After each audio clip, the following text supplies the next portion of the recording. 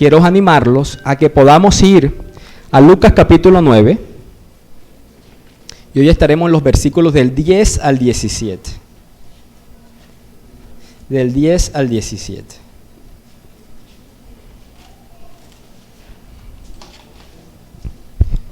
Si yo sé si les digo Lucas 9, 10 al 17, quizás algunos no sepan todavía si no han llegado ahí de qué se trata. Pero si yo le digo el título de este sermón, 5 panes y 2 peces, ya muchos dirán, ya sé de qué vamos a estudiar, a compartir, a escuchar en esta mañana.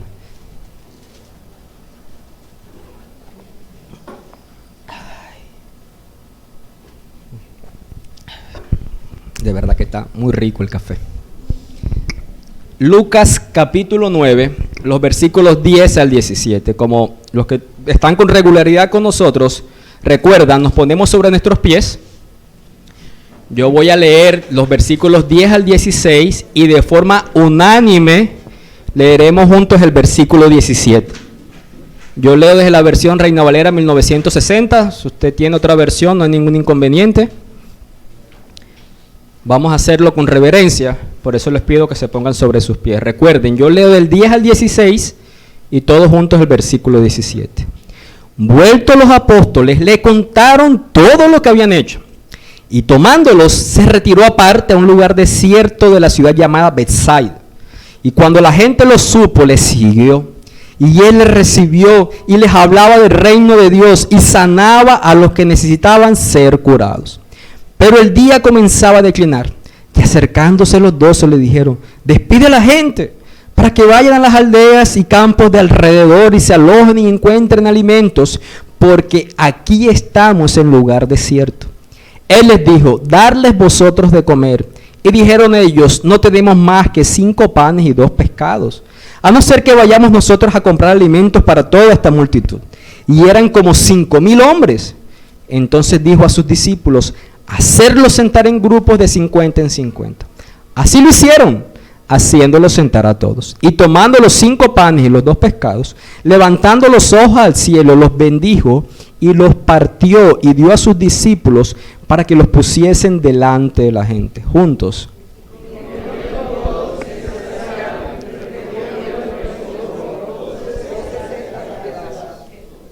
Vamos a orar para que el Señor traiga iluminación de este texto a nuestras conciencias. Padre Señor Dios, gracias por la oportunidad de poder leer tu palabra, poder hacerlo con la libertad, sin sufrir persecución, como algunos hermanos en este día, en otras naciones, lo están viviendo, Dios. Tú nos has dado la bendición de poder aún reunirnos donde hemos podido hacerlo, Señor, con la libertad. Padre, antes de predicar, antes de ser expuesto a tu palabra, quiero que podamos traer esa imagen de cuando Moisés se acercaba a tu presencia y tú le decías, detente, quítate el calzado porque estás en suelo santo. Y ese suelo era santo porque tú estabas ahí, porque tu presencia enmarca la diferencia entre el hombre pecador y tu ser perfecto en santidad. Y así somos nosotros en esta mañana, delante del Dios santo, delante del ser perfecto, expuestos con nuestras conciencias pecaminosas, débiles y finitas, a un Dios infinito. La única manera que podamos comprender, aplicar, desear este texto, es porque tú deseas revelarte a nosotros y por eso oramos. Somos conscientes de nuestras limitaciones, somos conscientes de nuestras preocupaciones allá afuera. Quizás es la conciencia que nos inculpa y creemos que no estamos al alcance de tu misericordia. Pero aún Dios, si tú quieres y deseas, puedes obrar en nosotros y por eso oramos. Entendemos que esta oración llega a ti y a tu presencia y a tu trono, porque Cristo es el que hizo los méritos y no nosotros, porque Cristo es perfecto y no nosotros, y creemos eso. Dependemos de ti, Padre. Amén y amén. Pueden sentarse, por favor.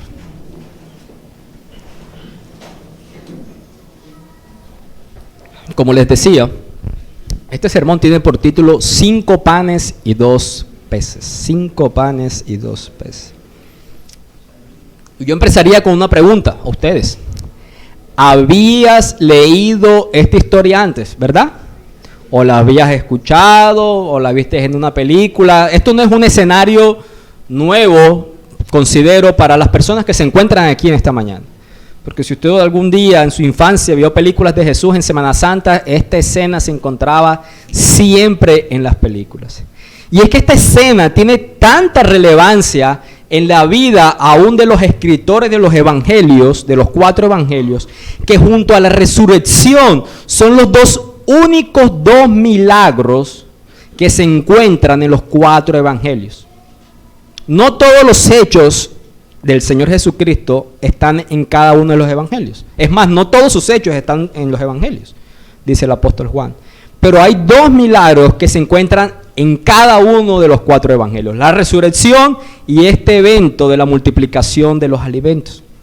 Eso quiere decir que para los evangelistas era de suma relevancia los hechos que hemos leído esta mañana. Y nosotros hemos visto muchos milagros de Jesús, y digo hemos visto porque hemos estado estudiando Lucas consecutivamente, capítulo a capítulo, versículo a versículo. Cada milagro ha sido una obra creativa. Y cuando digo creativa, no me refiero porque él sea de creatividad, sino que él ha creado algo donde no había. Él creó sanidad donde había enfermedad, vida donde había muerte, liberación donde había cautiverio y paz donde había tormenta. Esos tipos de milagros los hemos estado viendo a lo largo de cada capítulo. Pero en esta ocasión tiene la particularidad de ser un milagro masivo por la gran cantidad de personas que pudieron verlo y además ser beneficiarios de ese milagro. Entonces la pregunta no sería si ya la habías leído, si la habías escuchado esta historia, sino más bien ¿te crees en esta historia? ¿Crees en estos sucesos? ¿Qué es esta historia para ti? Cuestiónate esto. ¿Es una fábula? ¿Es una leyenda? ¿Es un mito? A lo largo de la historia humana se ha intentado racionalizar los hechos aquí ocurridos. Particularmente donde la teología liberal del siglo XIX empezó a influenciar el pensamiento cristiano.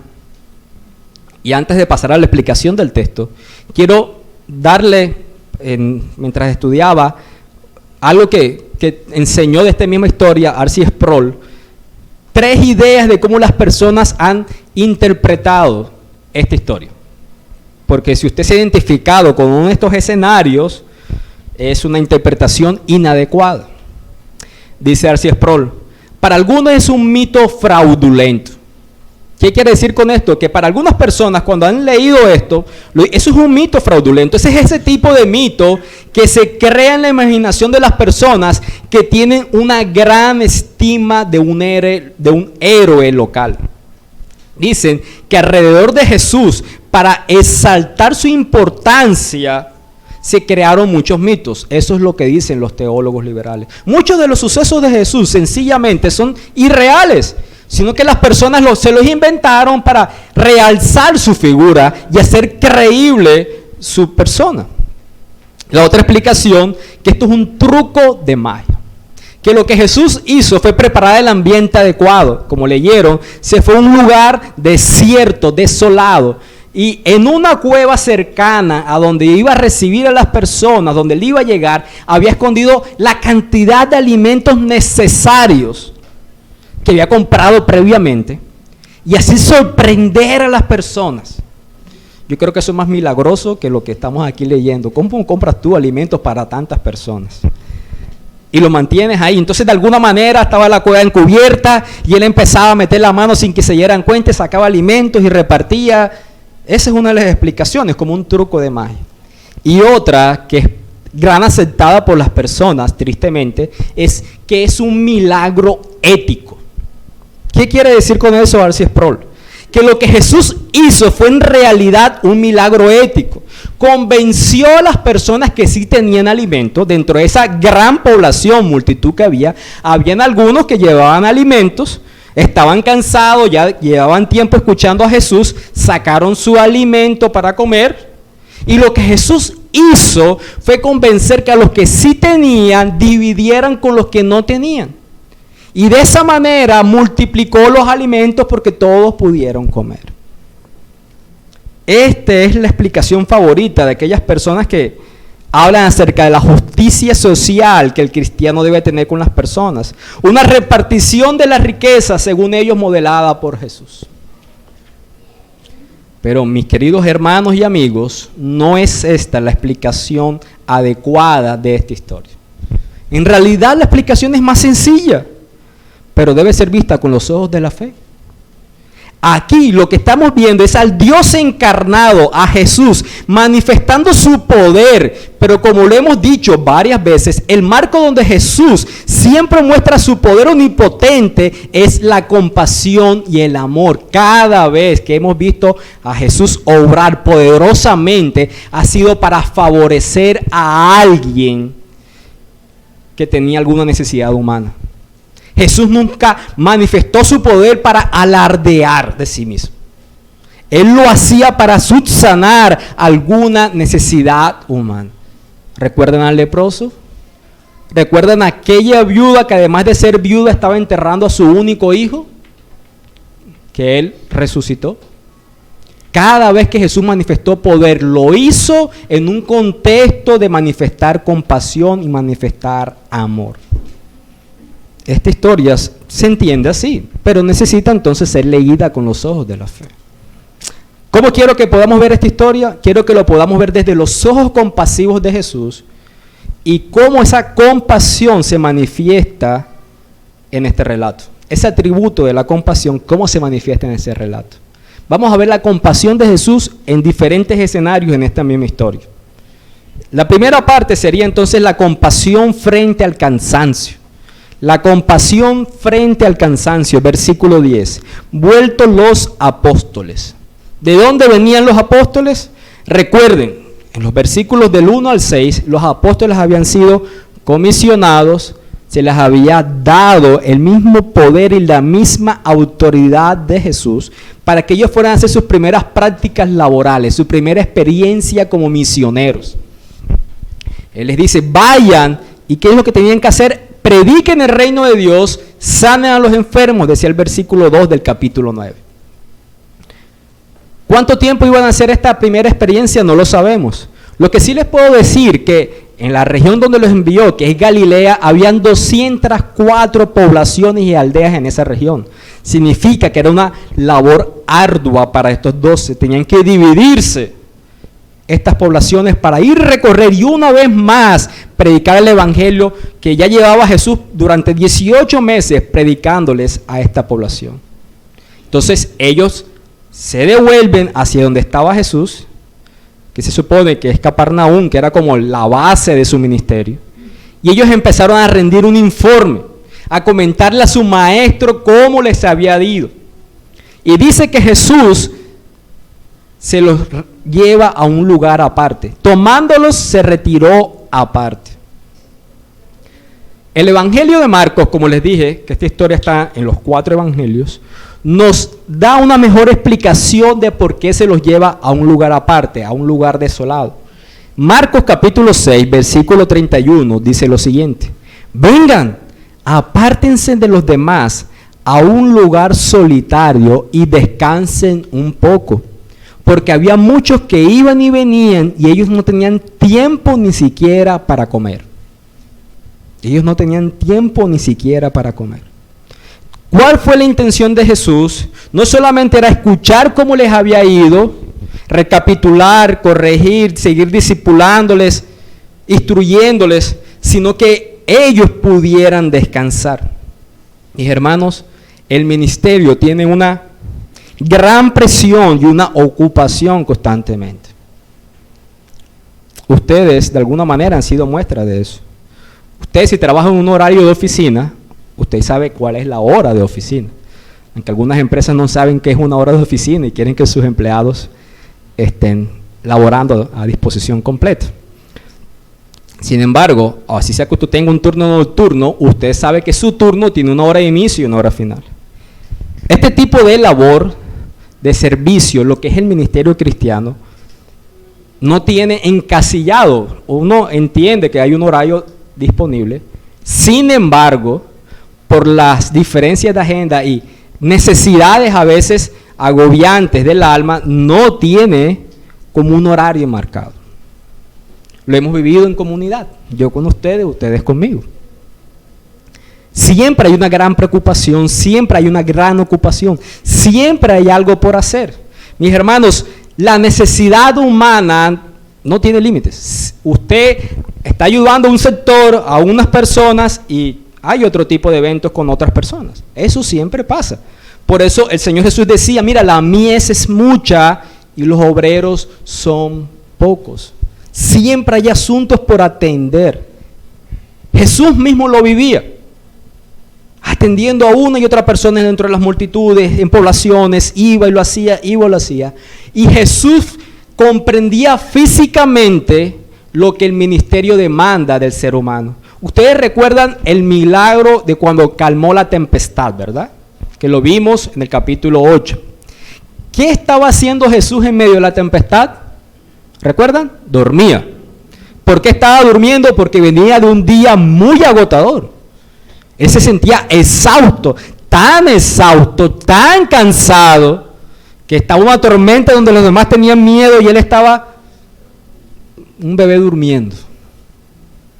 Pero era el extremo de agotamiento físico que incluye el ministerio de la predicación, del servicio a las necesidades de las personas. Por eso uno termina armando tanto el tinto. Él comprendía, Jesús mismo, la exigencia del ministerio. Por eso él comprendía que sus apóstoles necesitaban descanso.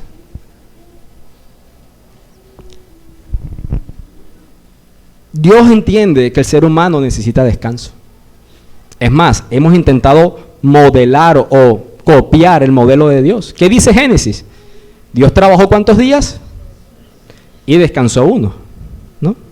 Quiero leer un comentario de William Hendricks que dice lo siguiente: no sirve trabajar sin descansar, estar ocupado sin tomar vacaciones, realizar todas las arduas tareas correspondientes a la actividad ministerial o misionera y no hacer un retiro para relajarse, conversar, orar o meditar. Aún Jesús, debido a la pesada carga que había tomado sobre sí, necesitaba periodos de retiro, como dice Lucas capítulo 4, versículo 42. Ustedes me han escuchado, algunos de ustedes, una frase respecto al descanso. Yo siempre he dicho, ya descansaré cuando me muera. Eso no es necesariamente un buen ejemplo. Mis hermanos, el descanso es necesario. El descanso es necesario. Dios en su sabiduría estableció un día para congregarnos, para tener el cuerpo descansado. O sea, Él no estableció trabajen el domingo de 6 a 12 y se reúnen en la tarde, sino tengan la disposición adecuada, tanto física como emocionalmente, para congregarse conmigo.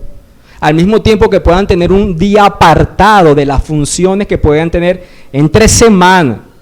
El descanso se hace necesario, y en ese descanso tan necesario Jesús manifestó su compasión.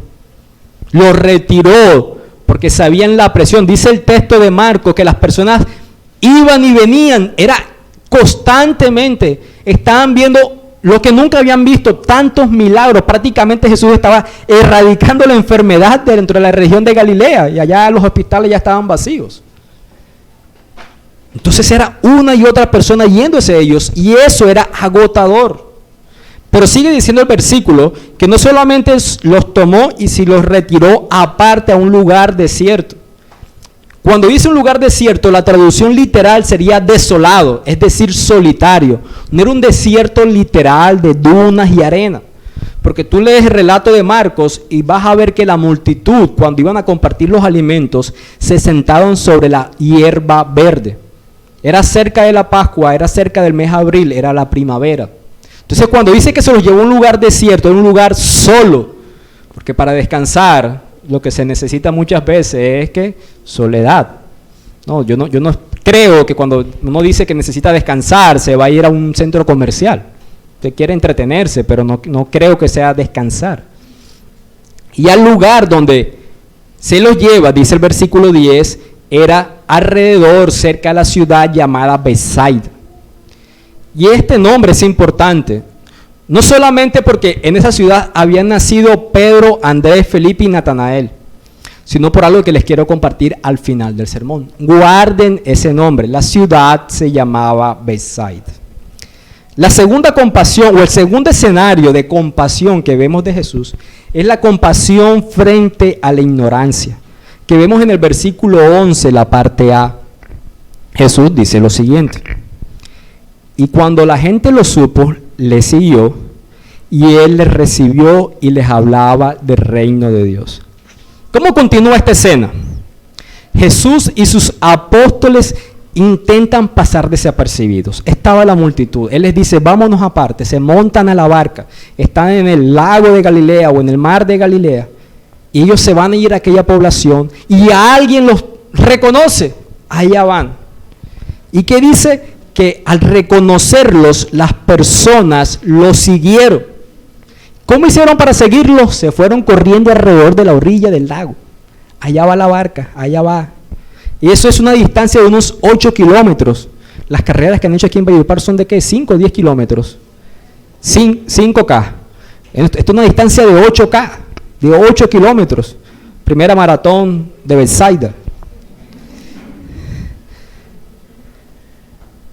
Y dice la escena que las personas lo siguen y llegan donde está Jesús con sus discípulos. Imaginen ese escenario.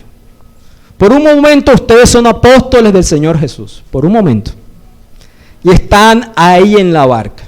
Han venido de esa labor de recorrer 204 aldeas, viendo personas enfermas, viendo personas afligidas, viendo personas en pecado, predicando el evangelio, viendo el gozo que algunos lo abrazan, pero las tristezas de que otros los rechazan.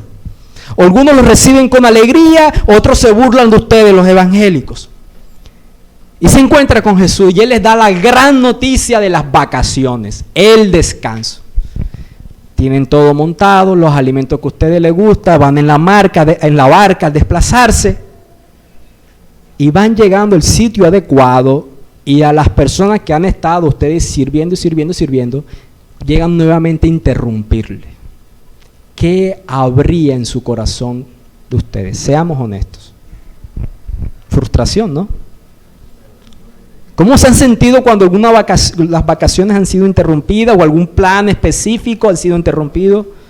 Al final, mis hermanos, la agenda de Dios es la que se cumple, ni la tuya ni la mía. Ni la tuya ni la mía. En estos 15 días ha sido así, particularmente para el corazón de mi esposa. La gran mayoría sabe, hace 8 días les comenté, veníamos de un aborto espontáneo y ahora está en clínica por otra situación de una infección en su garganta. Nada grave, ya está mejor, pero tiene que completar el esquema del antibiótico, que son 5 días. Y eso pues la ha tenido a ella pues, en un escenario donde no se imaginaría. Sus hijos, hace cuánto no los ve. En los últimos 3 años, desde que nos casamos, creo que nuestro matrimonio ha tenido sus mejores momentos en clínicas. Pero ha sido particular para nosotros, donde hemos podido gozarnos del Señor también en eso. La agenda del Señor es la que se cumple más que la de nosotros. Y estos apóstoles, deseosos del descanso, son interrumpidos por estas personas. Ahora, ya no son ustedes apóstoles. Pónganse en el lugar de Jesús.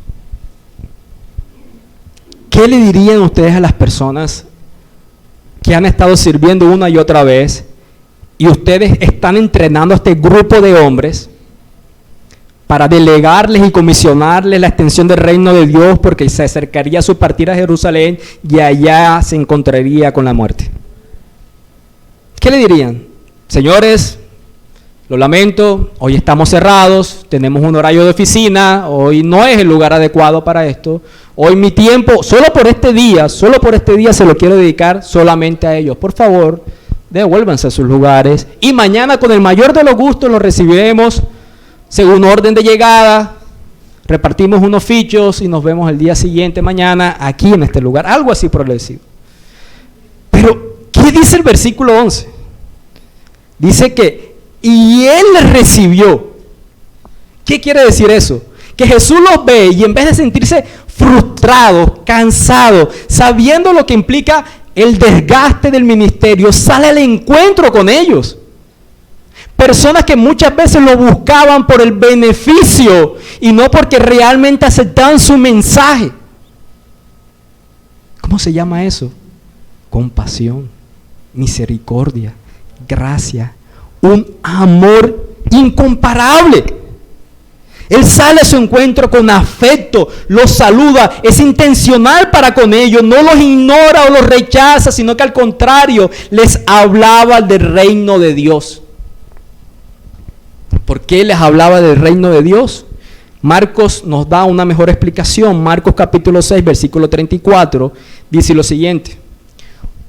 Vio una gran multitud y tuvo compasión de ellos porque eran como ovejas sin pastor. Jesús vio todo ese poco de gente, toda esa gran cantidad de personas, y los veía como ovejas sin pastor. Es particular esa figura, porque las ovejas es un animal creado por Dios para demostrar que torpeza. La oveja no vive por sí sola, necesita cuidado, necesita ser cortada. Me refiero a su lana. Se pierde, se extravía, se cae en huecos, lo sacan y vuelve al mismo hueco. Y él vio a estas personas como ovejas que necesitaban ser cuidadas, no abandonadas, sino cuidadas.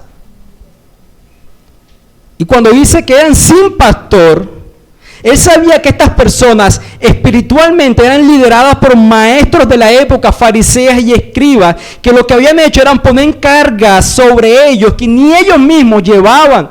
Los separaban cada vez más de Dios, haciendo que sus vidas fueran miserables, personas engañadas, abusadas, maltratadas espiritualmente, y eso movió a compasión a Jesús.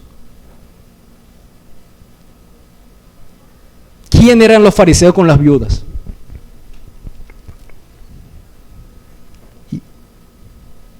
A Jesús no le importó su cansancio. Más bien Jesús creyó lo que dice Isaías, que Él da fuerzas ¿a quién? Al cansado. Él sabe que Dios provee lo necesario cuando tu corazón tiene el corazón de Dios, precisamente porque Él es Dios. Y Dios tiene compasión por las personas. Quiero ser enfático nuevamente en esto. La gran mayoría de estas personas no iban a Jesús para escucharle, sino para recibir un milagro. Pero Jesús comprende cuál es la mayor necesidad del hombre, que es pertenecer al reino de Dios en los términos de Dios. No solo que no los rechazó, sino que Él les predicó. Porque el texto dice que los recibió y les hablaba del reino de Dios. Estas personas entendía Jesús que tenían necesidades físicas, sí, pero que estaban lejos de Dios, porque intentaban acercarse a Dios por medio de obras. Creían que los sacrificios era el método adecuado para ganarse el favor de Dios y no una representación de la persona de Cristo, de aquel que habría de venir a hacer un sacrificio una vez y para siempre. Y eso generaba compasión en el corazón de Jesús. Aquí hago un paréntesis y les abro un poco mi corazón. Cuando en su momento, siendo discipulado por el pastor Andrés, me indagaba si yo tenía deseos, si el Señor me había dado deseos para ser pastor. Y yo tenía mis inquietudes, si sí o si no, generalmente tiraba para el no, pero por temor a la responsabilidad. Yo le decía, lo que sucede en mí es que cuando yo conozco a las personas y a las personas que estaban conmigo en ese momento en la iglesia, que sé que vienen de otras congregaciones donde en vez de dar un consejo bíblico, lo que se hacía era exorcizar, donde para recibir la bendición de Dios se te vendía un agua. Estoy hablando de iglesias cristianas,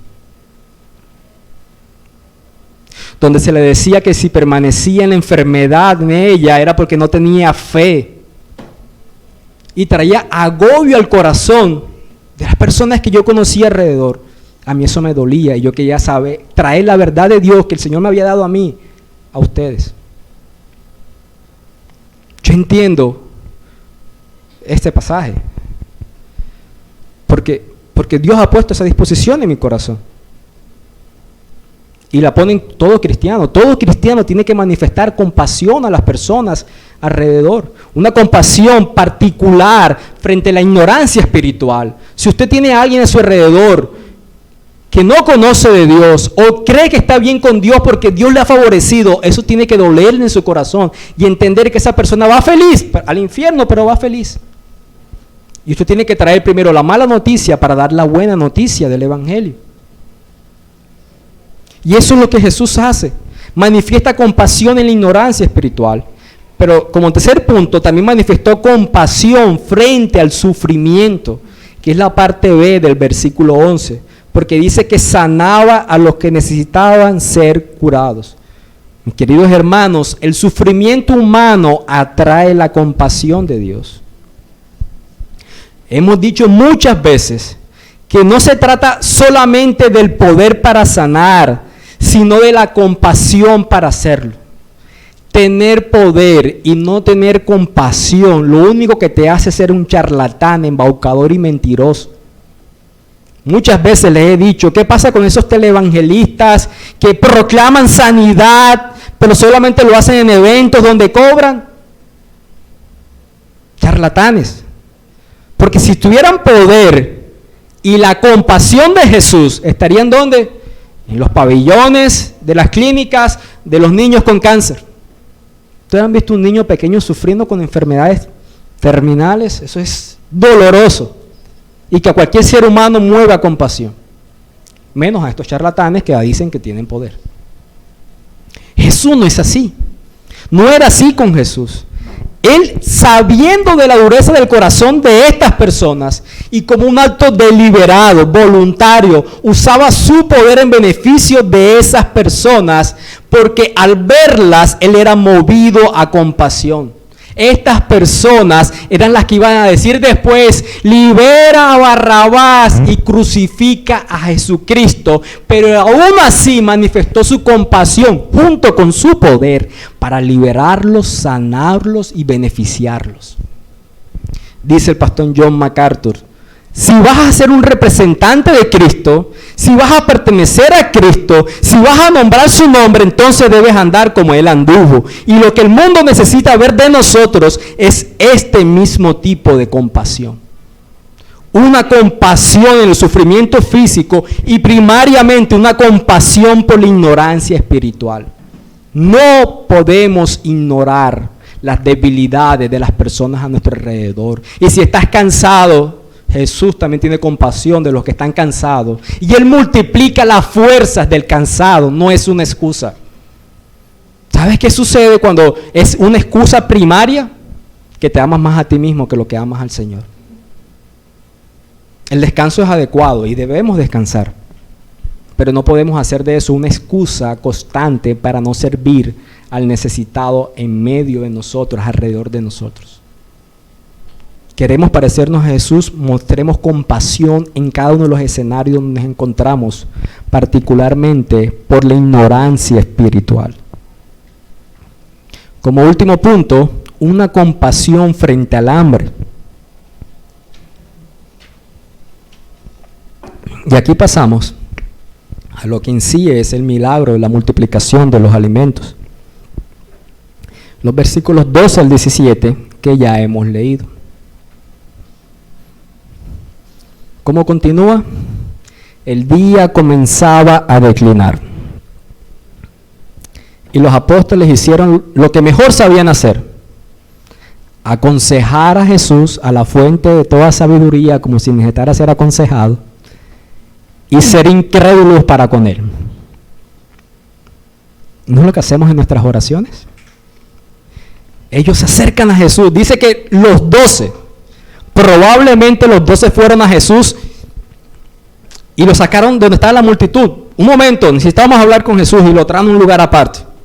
O quizás entre los 12 se pusieron de acuerdo y tenían el mismo pensamiento, siguieron ellos atendiendo a la multitud y alguno de ellos, que si todos tenemos un nombre en la mente, seguramente fue Pedro, que es el que quería siempre aconsejar a Jesús, y le dice lo siguiente: despide a la gente para que vayan a las aldeas y campos de alrededor. se alojan y encuentran alimento, porque aquí estamos en un lugar desierto, desolado. Aquí no hay bares cerca, no hay un sitio donde un mercado campesino, algo donde pueden ir a comprar alimentos o donde puedan pasar la noche. ¿No es lo que hacemos en nuestras oraciones? Dios, Señor, hágase tu voluntad, pero yo considero que tú deberías hacerlo de esta manera. Si tú provees esto, yo puedo. ¿No es lo que hacemos en nuestras oraciones constantemente? Traer consejos a Dios. Soy irónico. ¿Qué sería Dios sin nosotros? ¿No vivimos así muchas veces? Dije, soy irónico.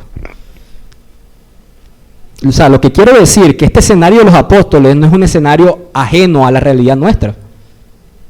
Nos queremos muchas veces ser fuente de sabiduría para la sabiduría, que es Dios. Y dice el versículo 13, Él les dijo, dadles vosotros de comer. ¿Y qué dijeron ellos? Por eso les decía que primero aconsejaron y después fueron incrédulos. No tenemos más que 5 panes y 2 pescados, a no ser que vayamos nosotros a comprar alimentos para toda esta multitud, a no ser que. ¿Qué significa eso? Ellos estaban racionalizando la situación. ¿Cómo puedo responder al mandato de Jesús? Jesús les dice, aliméntenlos ustedes. ¿Y qué empiezan a hacer ellos? A racionalizar. ¿Cómo puedo hacer lo que Él me está diciendo? ¿De dónde salen esos 5 panes y esos 2 peces? En el relato paralelo de Juan se nos dice que Andrés dice, aquí hay un niño que tiene 5 panes y 2 peces, lo que sería como la comida normal de un niño de la época. No piense que es un pan tipo baguette, un pan francés de esos que parecen como 1 metro, sino que son panes pequeños, como los que llamaríamos hoy en día los de mantequilla, como para hacer un mini sándwich, algo así, y era como una especie de sándwich con lo que tenían con los peces. Una merienda, una comida adecuada para un niño de unos 10, bueno, Pedro José come lo mismo que un niño de esa edad. Ellos están viendo el escenario con los ojos biológicos. El escenario es el siguiente. Están los 12, están con Jesús en una posición y supongamos que la multitud está al frente. Están hablando con Jesús, dialogando con Él, diciéndole que la gente ya está cansada, que llevan horas, que tienen que comer. Ellos están viendo a la multitud, viendo a Jesús. Viendo a la multitud, viendo a Jesús. Y su mente responde al final con los ojos biológicos. Están viviendo por vista y no por fe. Oigan, ¿han visto la cantidad de milagros de Jesús? Jesús no estaba limitado en su poder ni en su compasión. Ellos mismos habían hecho milagros sobrenaturales con el poder que Jesús le había comisionado. Sabían que en algún momento Jesús había convertido el agua en vino. Pero fueron incrédulos porque vieron con los ojos de la vista y no con los ojos de la fe. Fue mayor la multitud para ellos que la presencia de Jesús. ¿Te pasa? No significa que usted ahora va a salir de aquí al creer en Jesús, a que se multipliquen los alimentos que tiene en su casa, porque no es el sentido del texto. El sentido del texto, que a las palabras de Jesús intentamos siempre racionalizarlas y no las creemos, no vivimos por fe sino por vista. Ese es el sentido del texto. Y para ampliar, dice los evangelistas, que eran como 5,000 hombres, y en realidad aquí está hablando no de hombres y mujeres, solamente de hombres.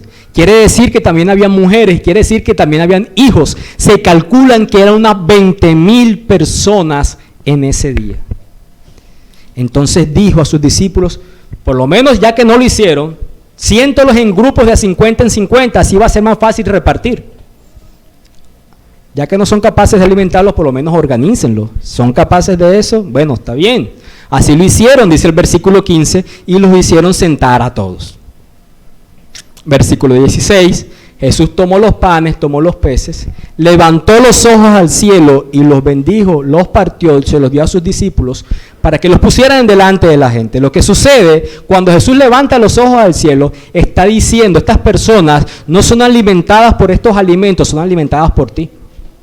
Porque al final tu sustento y mi sustento no proviene del trabajo que hacemos, proviene de Dios, porque Dios es quien sustenta al hombre. Como dijo Jesús cuando fue tentado en el desierto, no solo de pan vivirá el hombre, sino de toda palabra que sale de la boca de Dios. Dios te sustenta por medio de tu trabajo o te sustentará por otro medio, porque el que nos sostiene es Dios.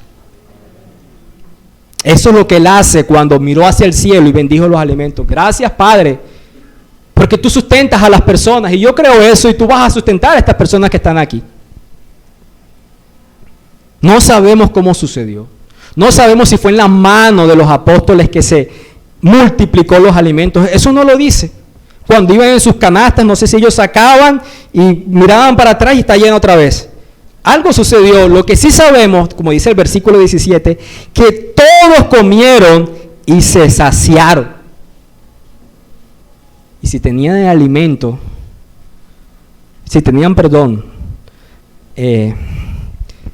la capacidad de comer para ser saciado, significa que, nuevamente, dice que se saciaron. No es lo mismo saciar a Chay que saciar a Edward o a Jonathan. Lo que quiero decir es que aquí hubo mucha comida a tal punto que sobró. ¿Saben por qué? Porque como dice la Escritura, Él da mucho más abundante de lo que pedimos, porque nuestro Señor no es mezquino con sus riquezas en gracia. Ese es el Dios que tenemos. Dios no es limitado para bendecirnos. ¿Las comidas que tú tienes en tu casa son justas las que tú necesitas? ¿O no tienes de más? No pienses que tienes de más porque tú trabajas. Tienes de más porque Él te bendice de más. Este milagro, como les decía al inicio, es una evidencia de la naturaleza divina de Cristo. Su compasión es tal que para satisfacer nuestras necesidades decidió no aferrarse a su condición divina, sino que se hizo hombre siervo, humillándose a sí mismo para servir a una humanidad que lo iba a crucificar. Pero de esta manera y al creer en su obra, el hombre pudiera ser reconciliado eternamente con Dios. La compasión se encarnó en la persona de Cristo. Tuvo compasión con el cansancio de sus apóstoles. Tuvo compasión con la ignorancia espiritual de la multitud. Tuvo compasión con las necesidades de sanidad de la multitud. Aún con el hambre de las personas. Siempre manifestando compasión, compasión, compasión. A pesar de que estas personas lo buscaban meramente por lo que Él hacía. Incluso ustedes miran este relato en el Evangelio de Juan, en el capítulo 6. Y Jesús les dice, ustedes vienen aquí no por las señales, sino porque fueron satisfechos. Es decir, recibieron la cena el día de ayer y hoy vienen por el desayuno. Y sin embargo, Él siguió obrando en medio de ellos y predicándoles. Esa es la manera de ser compasiva de Dios. Él es compasivo porque es su condición, no por los méritos de las personas. Porque usted y yo somos compasivos con los demás según los méritos del otro. ¿No es así?